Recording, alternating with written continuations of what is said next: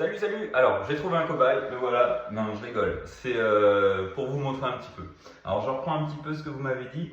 Donc là, l'objectif, ça va être de donner une sensation immédiate. Alors, j'ai choisi par ordre en fait de sondage de ce que vous m'avez dit.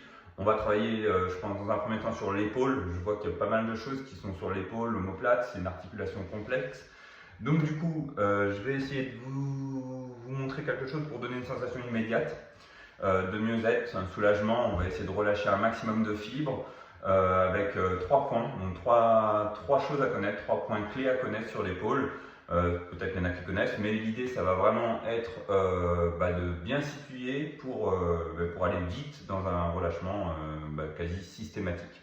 Je vais vous montrer aussi une petite logique de déverrouillage. Donc en fait, il faut comprendre le principe. Donc on a différentes fibres musculaires, tendineuses, nerveuses, structurelles. Là, on ne va pas rentrer trop dans le structurel, mais on va quand même faire une introduction de façon à ce que vous puissiez sentir le châssis, entre guillemets, la structure bouger un petit peu pour pouvoir libérer les tissus sous-jacents. Donc le bras, écoutez, on va voir pour une douleur persistante, type tension, type peut-être tendinite aussi, travail de la coiffe des rotateurs.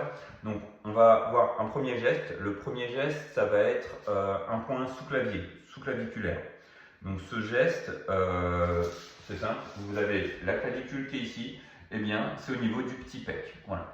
On vient essayer de le repérer, donc le pectoral qui vient, donc on imagine bien le pectoral qui vient là, et le petit pec qui est ici. On va le travailler, donc, je regarde ce que vous m'avez mis. Voilà. Donc là, l'idée c'est de bien repérer le point, comme je vous ai dit. On va aller chercher, on peut le travailler de différentes façons. On va le travailler un petit peu avec le pouce, de façon à libérer justement toute la tension. On travaille aussi sur les fascias, on vient aller redonner un petit peu de mobilité. Grâce à ce point, un petit point entre guillemets magique. Après, on va travailler sur l'omoplate. L'omoplate, on va la travailler en mobilisation pour pouvoir un peu libérer la structure.